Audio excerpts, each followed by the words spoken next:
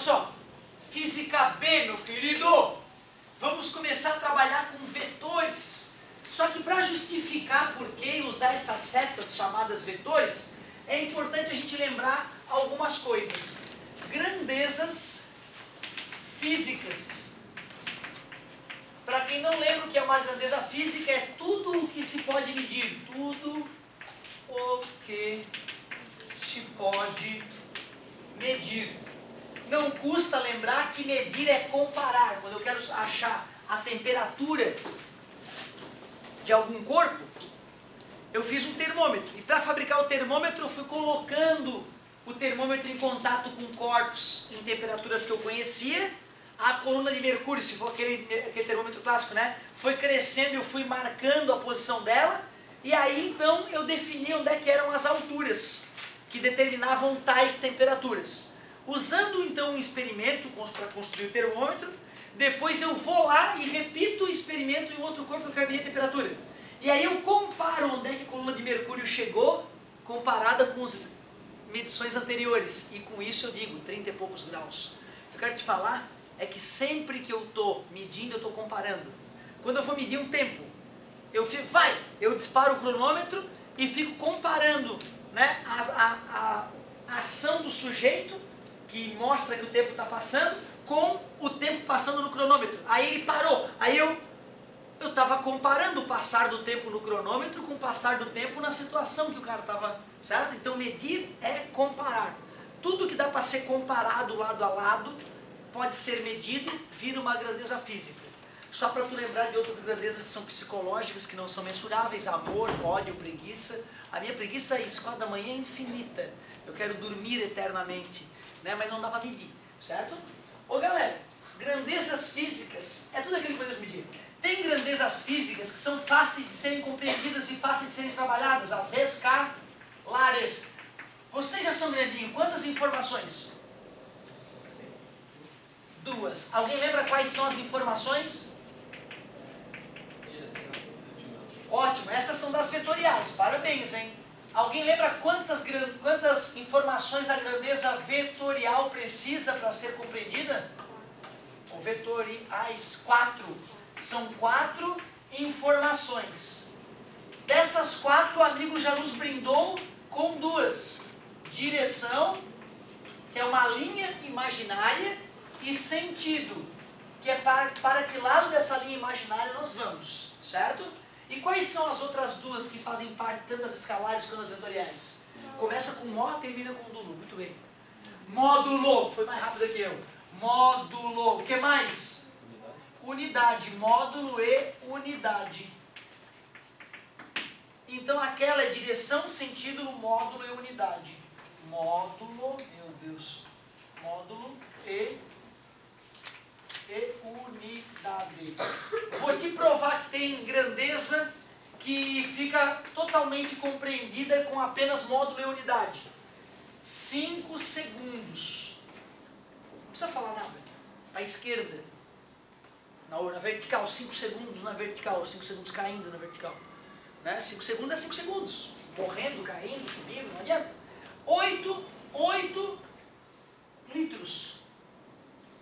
8 litros. Acabou. Eu sei o volume que eu estou falando. Pô, hoje 28 graus Celsius. Na horizontal da direita para a esquerda.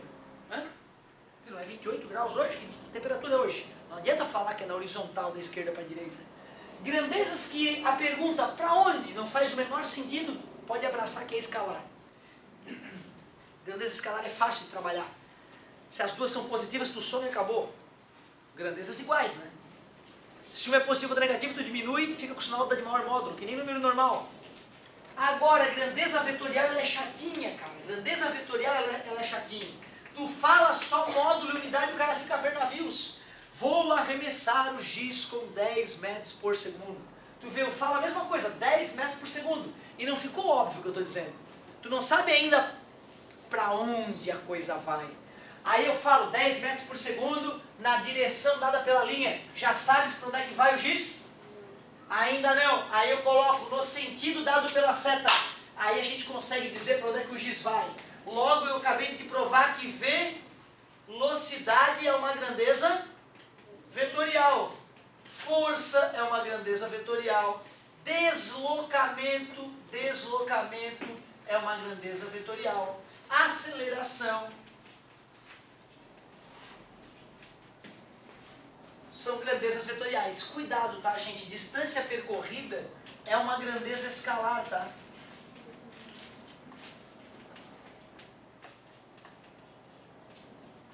Vê se tu lembra dessa pegadinha, percorrida. Vê se tu lembra dessa pegadinha que eu botei na prova para vocês lá, talvez na primeira ou segunda prova do primeiro ano. O cara andava, sei lá, 6 metros aqui, 8 metros aqui. Aí eu perguntava, distância percorrida do cara. Andou 6 mais 8. 8 mais 6, 14. Tranquilo? Porém, calcule o deslocamento. Deslocamento é um vetor que sai do ponto de partida até o ponto de... E nós não vamos fazer porque dá... Parabéns, 6 vezes 6, 36, 8 vezes 64, 64 com 36, 100, raiz de 100, 10. Teorema de Pitágoras. 10 o quê? 10 metros. Se eu te falo, corri 5 km hoje, jura, né? Eu não estou querendo te dizer para onde eu fui, né? Fui para casa correndo, não. Eu estou dizendo que eu me exercitei, querendo me gabar de que, pô, sou um cara saudável, me exercitei. É mentira da gente, não me exercitei, não se iludam. Gostaria muito de ter tempo, né? De repente, das 4 às 5 da manhã, eu começo a me exercitar. Certo? Então, na verdade, gente, ó, quando eu falo uma distância percorrida, eu caminhei 2 km. Tu não vai perguntar assim para onde? Foi da esquerda para a direita, na vertical? Né? Tu não vai? Então, pô, que legal. Pode até perguntar em que região tu fez o exercício, certo? Na beira-mar, ar puro, né? Sacanagem. Então, ó, distância percorrida, o cara fala lá, caminhei 2 km. Ou deslocamento, foi um deslocamento de 2 km. São coisas distintas, né? Se for deslocamento, tu tem que perguntar para onde é que apontava o deslocamento. Me representa o vetor de deslocamento. Tá, pessoal, mas se o cara for para Marte, como é que vai ser o vetor de deslocamento? Tu desenha a Terra, tu desenha o sistema solar e faz o vetor. A nave vai em linha reta? Não. Só vamos pegar a sonda, saiu da Terra e depois parou em Marte. E outra, né, o vetor de deslocamento dele vai ficar mudando, já que Marte e Terra estão se deslocando com o passar do tempo, né? Mesmo depois da chegada, o vetor de deslocamento não vai cessar, beleza? É isso aí. Bom, nós temos um papo importante já sobre grandezas físicas. Acredito que esse papo vai te ajudar bastante a resolver algumas encrencas. E agora, tu vê, eu te falei, as escalares são tranquilas de trabalhar, as perigosas são as vetoriais. Por isso que eu vou abrir um parênteses e começar a trabalhar contigo o vetor. Não se esqueçam, vetor nada mais é que setas. Vetores nada mais são do que setas. Só que são setas que para serem usadas tem que ter uma série de regras que devem ser respeitadas. Primeira regra, o comprimento do vetor é o indicativo do seu módulo. Quando eu estou fazendo um problema que eu não sei o tamanho dos vetores, que eu não sei a intensidade dos vetores, eu boto qualquer vetor. Aí depois, se eu quiser fazer um desenho técnico, eu refaço o desenho todo. Mas se eu conheço o tamanho de um vetor, um tem 3 unidades, o outro tem 10, tens que fazer um valendo 3 centímetros, o outro 10 centímetros, ou um valendo 3 partes, o outro 10 partes. Isso que importa. Aquilo ali é o sentido, a cabecinha do vetor, e essa linha é a direção. E eu quero te mostrar como é que se operam vetores. Só que primeiro eu quero te relembrar, na verdade, né, pô? Eu quero te relembrar como é que se opera vetores graficamente. Eu quero te ensinar a desenhar vetores, operar os vetores fazendo desenhos. E depois a gente vai aprender a operar os vetores algebricamente. Então, operações gráficas.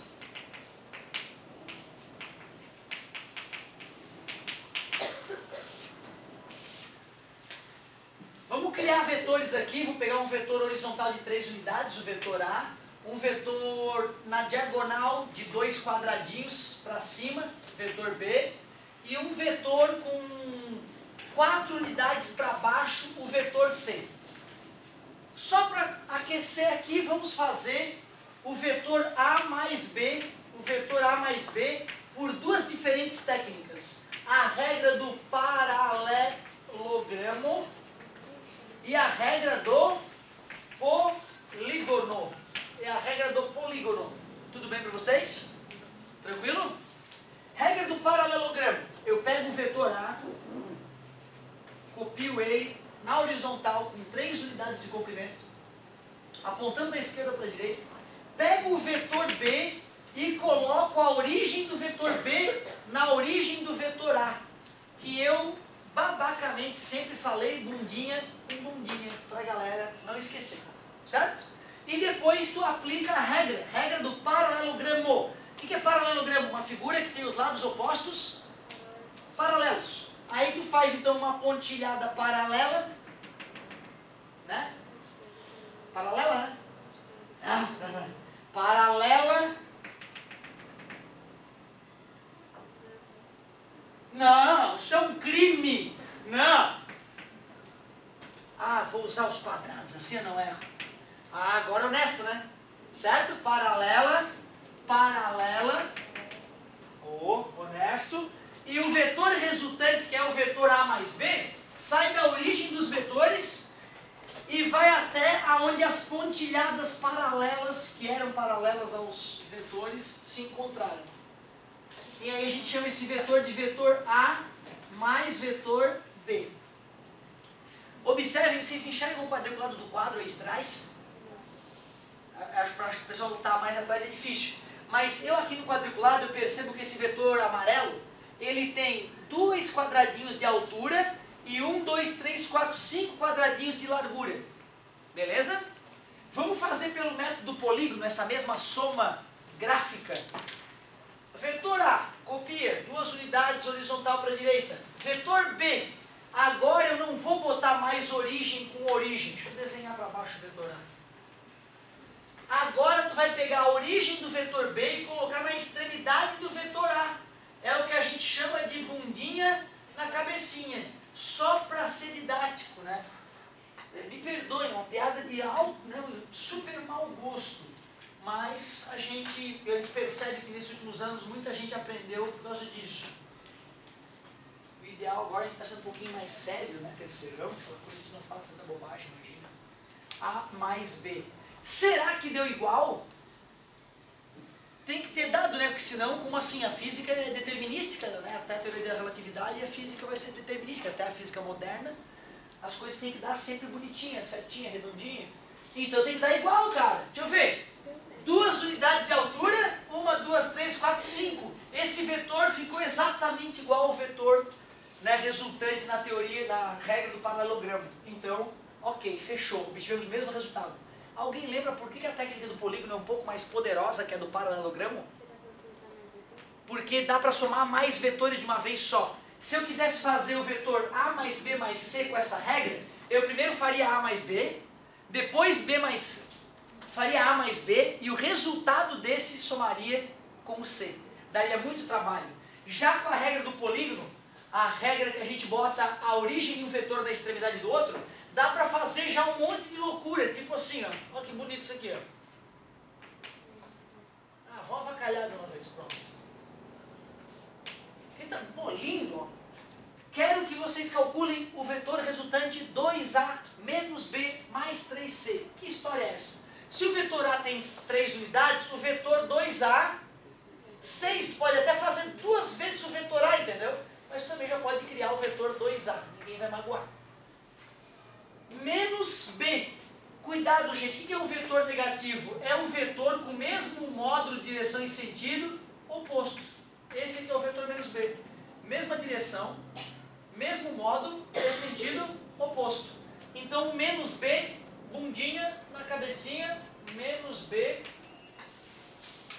mais 3C, Jezebel. Olha o tamanho do C. 3 vezes 4? 4, 8, 12. Para não te confundir, tu pode colocar o cara 3 vezes, tá? 1, 2, 3. Esse aqui é o vetor 3C. Então quem é o vetor resultante? Que sai de origem do primeiro e vai até a extremidade do último. Esse aqui é o vetor 2A menos B mais 3C. Revisado? Tranquilo, né? Respira fundo. É normal tu estar cansado, é absolutamente normal, eu não estou chateado. Mas respira fundo, lembra daquela técnica da Rita Lee. Só não exagera que ela ficou doida, ficava doidona, só de respirar demais.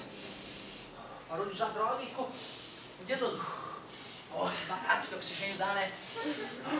Certo? É real. Então só dá umas 4, 5 respiradas, dá uma parada. Que se tu hiperventila, né? Tu começa a ter umas... Certo? E eu percebo que tem vários cansados. Não estou falando de ninguém específico, tá? Palavra de honra. Não estou olhando para um ou outro específico. Eu percebi o cansaço de vários. Certo? E tu vê, eu também estou um pouco cansado, não estou podendo dar aquele gás na pressão sonora. Isso atrapalha um pouco. Não? Tranquilo? Fica à vontade, meu amor. Fica à vontade. De onde? Paralelogramo é aquele das pontilhadas paralelas. E o que é um polígono? É uma série de segmentos de retas conectados. Então a gente criou um polígono, tá vendo? Beleza? Estou te falando isso só para na próxima tu poder observar dessa maneira para... Ótima pergunta, show de bola. E aí, galerinha, deixa eu ver. Ele falou do vetor, da direção, falou do sentido, falou das grandezas vetoriais, sisteminha de vetores, explicou o que eu expliquei. Beleza, aula 1 morreu. Aula 1 morreu. Aí já vamos passar exercício, claro. Aí a aula 2, regra do paralelograma, morreu. Cuidado com a expressão S igual a A mais B. Tu vê, cara, ó. Se eu estou trabalhando com vetores, eu tenho que ficar mantendo a setinha em cima da letrinha, entendeu? Quando eu tiro a setinha da letrinha... Acabou? Quando eu tiro a setinha da letrinha, eu estou só pensando no módulo do vetor. Não estou mais pensando no vetor como um todo. Ele faz essa ressalva. Deixa eu colar aqui. Para que você possa entender a explicação a seguir, é bom relembrar que o módulo de um vetor é representado pelo seu tamanho e costuma ser denominado pela mesma letra que o representa, porém sem a seta sobre ela. Leia agora a expressão matemática a seguir. S igual a A mais B. Eu li. Do ponto de vista vetorial, essa expressão é errada. Claro, porque eu só estou somando os módulos. Se eu quisesse somar os vetores, eu teria que estar usando as setinhas, certo? As setinhas. Outra, ó, se o cara é chato, para representar o módulo de um vetor, o cara faria assim, ó. O vetor com módulo. Mas aí se convencionou de que isso é isso, certo? É isso que ele está querendo dizer. Nesse caso, ó, quantas unidades? 3 unidades de comprimento é o módulo do vetor A, né? Concorda comigo? Beleza? Eu só estou preocupado com o número. Nem falei que era na horizontal da esquerda para a direita, certo? Porque eu só estava preocupado com o número. Beleza. Como calcular o módulo do vetor resultante da soma de dois vetores perpendiculares? Isso aqui é uma piada. Isso aqui começou a parte de piada. Ó, agora eu vou fazer alguns outros exemplos para vocês. Às vezes, a operação que tem que fazer com o vetor é tão simples que até desenhar pode ser desnecessário, porque é intuitivo. Aí desenha uma vez na vida, uma na morte, quer ver?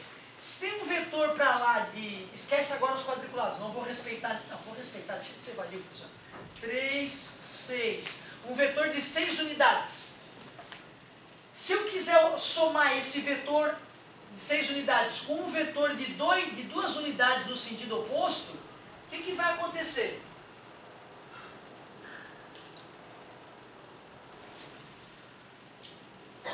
1, 2, 3, 4, 5, 6. Regra do polígono. Um dia na cabecinha. Voltou 2 unidades. Então o vetor resultante que sai da origem do primeiro e vai até a extremidade do último tem 4 unidades. Nunca mais vou fazer isso. Quando vetores tiverem a mesma direção em sentidos opostos, eu vou diminuir para dar o módulo do vetor resultante. E se eles tivessem o mesmo sentido? Só somar. E se fosse perpendicular? Pitágoras, obrigado. Pitágoras. É isso aí. Então se o cara tem lá... Agora eu não vou respeitar porque eu quero avacalhar. Ele tem 20 newtons aqui, vamos falar de força. 20 newtons. Aí depois tem 15 newtons aqui. 15 newtons aqui. Como é que eu calculo o vetor resultante?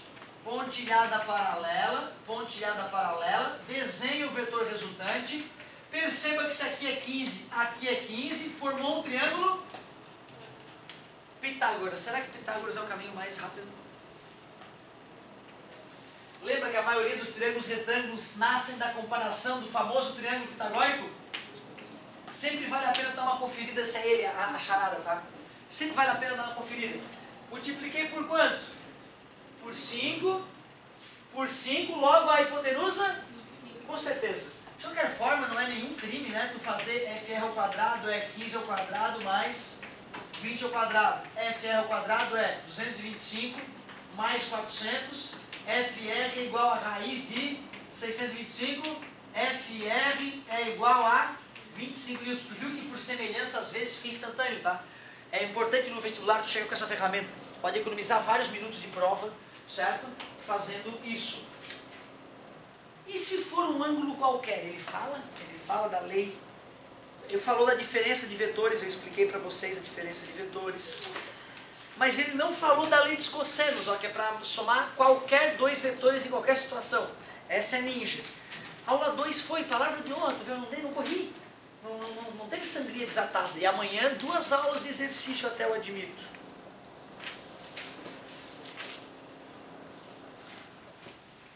Os tipos de força na natureza. Eu lembro, cara, que isso aqui não foi muito trabalhado no ensino médio. Forças, tipos de forças. Forças, tipos.